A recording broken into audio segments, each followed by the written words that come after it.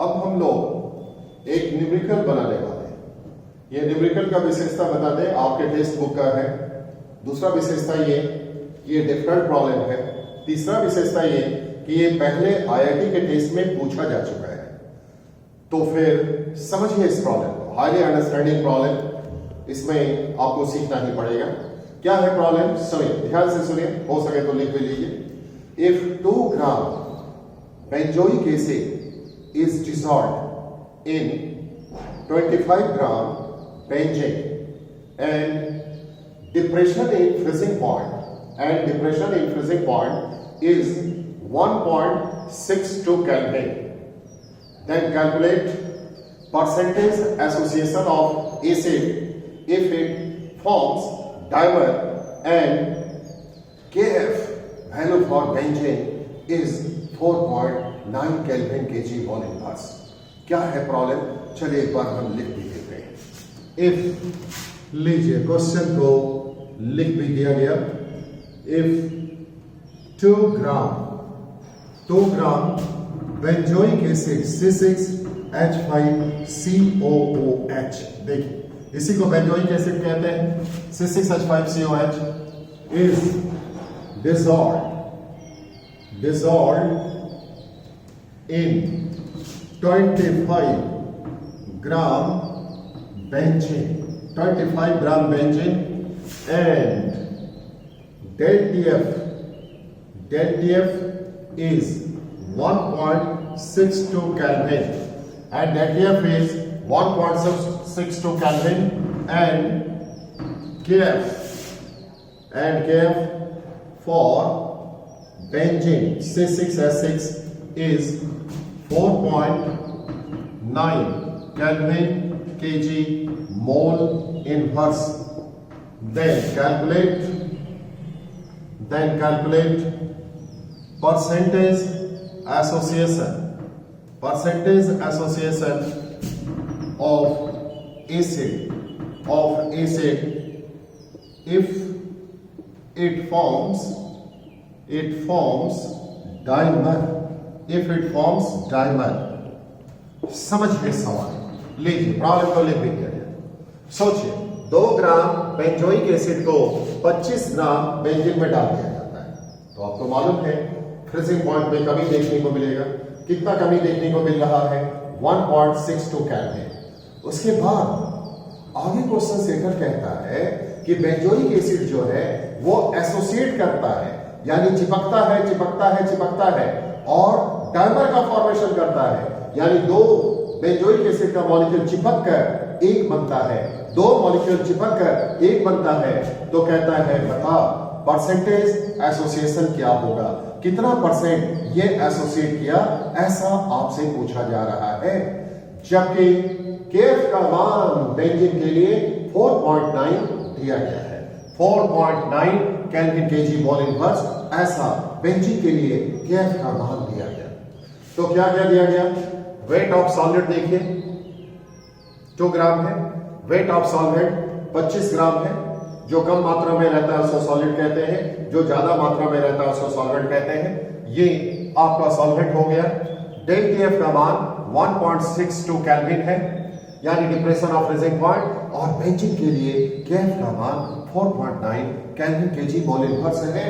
साथ ही साथ question shutter आपसे कहता है कि बेंजोइक एसिड जो है जैसे बेंजीन में मिलाया जाता है कि वहां वो डाइमर का फॉर्मेशन करता है, यानी 2 मॉलिक्यूल चिपक कर एक बनता है, 2 मॉलिक्यूल चिपक कर एक बन जाता है। जस्ट डाइमर का फॉर्मेशन होता है, और जब डाइमर का फॉर्मेशन होता है तो कितना परसेंट ये एसोसिएट किया, ऐसा आपको बताना पड़ेगा। तो चलिए इस सवाल को देखते हैं कैसे बनता है, ये अब आप समझिए। पहले तो जो चीज दिया गया है वो लिखते जाते हैं हम लोग। लीजिए इसका सॉल्यूशन, वेट ऑफ सॉलिड दिया गया WA इक्वल टू देंगे 2 ग्राम, ऐसा हो गया। वेट ऑफ सॉलिड WA बराबर 2 ग्राम हो गया। फिर लीजिए लिखते हैं weight of solvent equal to हो जाएगा WB इक्वल टू देंगे 25 ग्राम। लीजिए 25 ग्राम हो चुका। Weight of solvent WB equal to 25 gram. उसके बाद डेल्टा TF का मान आपको दिया गया 1.62 केल्विन। उसके बाद KF का मान आपको दिया गया 4.9 केल्विन kg मोल इनवर्स, ऐसा आपको दिया गया। तो फिर इतना इंफॉर्मेशन के आधार पर जब हम लोग सॉलिड के मॉलिक्यूलर मास को निकालेंगे तो याद रहे उसी को एक्सपेरिमेंटल मॉलिक्यूलर मास कहा जाएगा, उसी को ऑब्जर्व मॉलिक्यूलर मास हम लोग कहने वाले हैं। तो लीजिए इस इंफॉर्मेशन का उपयोग करते हुए मॉलिक्यूलर मास निकालते हैं। डेल्टा TF इक्वल टू हो चुका KF into WA into 1000 by MA into WB, ऐसा दिया गया। तो फिर सभी का वैल्यू पुट करने आता है आपको। लीजिए डेल्टा TF का मान 1.62, KF का मान 4.9 इंटू WA के जगह पर 2 देंगे इंटू 1000 बाई MA के लिए आप MA छोड़ दीजिए और फिर WB के लिए 25 देंगे। देयरफॉर लीजिए MA का मान मिल चुका जिसको हम लोग एक्सपेरिमेंटल मॉलिक्यूलर मास कहने वाले हैं। यही आपका कहलाएगा एक्सपेरिमेंटल मॉलिक्यूलर मास, और वो निकल चुका 241.98। कैलकुलेशन करके देख लीजिएगा, इतना ही आपको मिलने वाला है। तो लीजिए एक्सपेरिमेंटल मॉलिक्यूलर मास मिल गया। और अब आगे देखिए, यहां पर हम लोग निकालते हैं मॉलिक्यूलर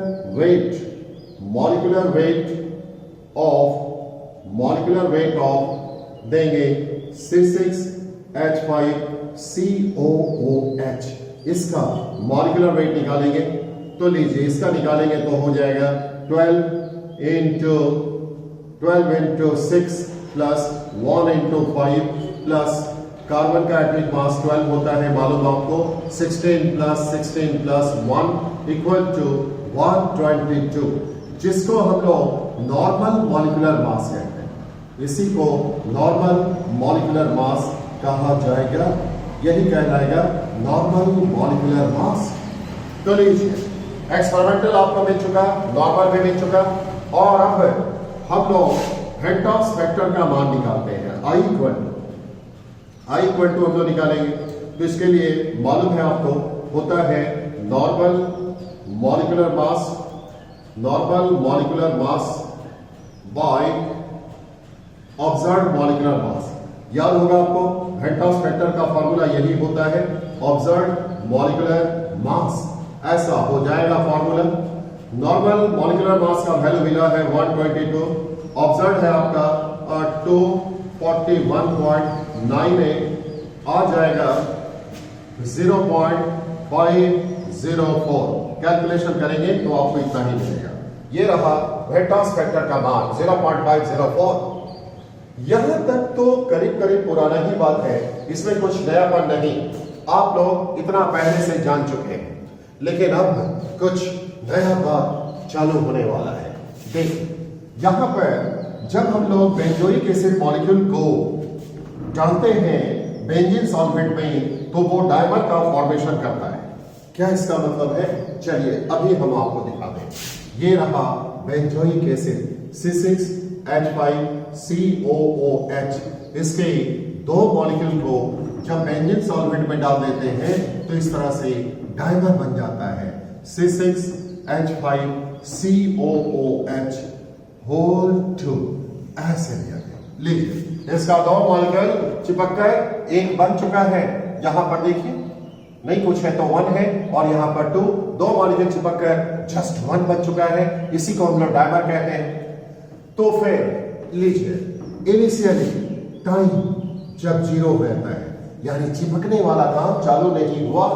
इनिशियली जब टाइम 0 रहता है, चिपकने वाला काम चालू नहीं हुआ, तो इसका हम लोग 1 मोल लेते हैं। 1 मोल, तो इसका कितना मिलेगा? 0, क्योंकि चिपकना चालू नहीं किया।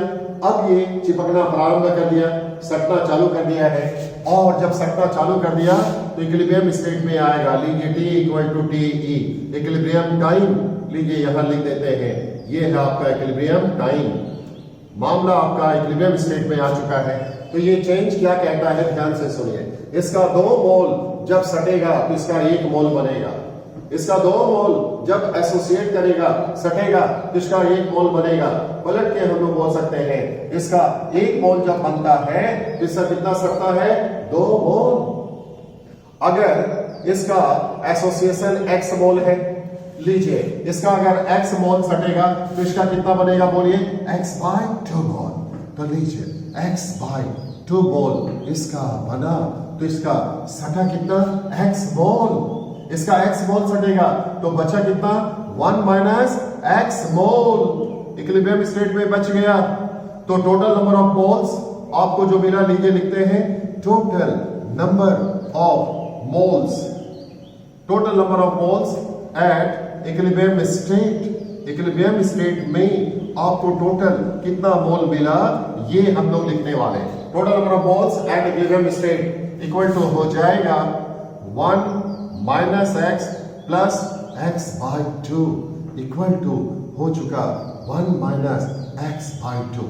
ध्यान रखिए, इक्विलिब्रियम स्टेट में जो टोटल नंबर ऑफ मोल्स आपको मिलता है वो किसके बराबर होगा, हेल्टॉस फैक्टर के बराबर होगा, I के बराबर होगा। टोटल नंबर ऑफ मोल्स जो आपको मिला वो I के बराबर होगा।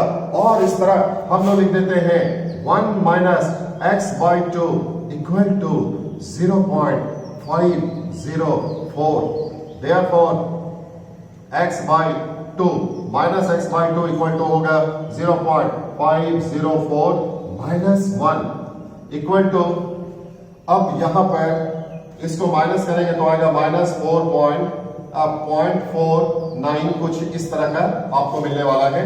तो लीजिए यहां पर पॉइंट दे दिया गया, माइनस माइनस कट जाएगा। देयरफॉर x इक्वल टू हो चुका 0.49 इंटू 2 इक्वल टू देंगे 98, 0.98 हो चुका। देयरफॉर परसेंट कितना हो जाएगा, x इक्वल टू हो जाएगा 98%। 98% हो चुका आंसर। ये अप्रॉक्स यहां पर हमने लिखा है, लीजिए 0 पॉइंट या 3 डिजिट तक लिख दीजिएगा, यहां लिख दिया अप्रॉक्स। और अब 2 से मल्टीप्लाई किए तो लीजिए 98% आ चुका। x इक्वल टू 98% आंसर बनेगा। खत्म हो चुका। तो सॉल्यूशन चैप्टर खत्म हो गया। कुछ इसमें नॉर्मेटिव क्वांटिटी बचा है, ये क्लास और भी हम बता देंगे। वैसे क्लासरूम में भी बताए ही थे, जिनका छोटा है उसके लिए भी एक वीडियो लेक्चर हम तैयार करेंगे, कुछ दिन के बाद वो भी आ जाएगा। इस तरह ये चैप्टर समाप्त हो चुका है।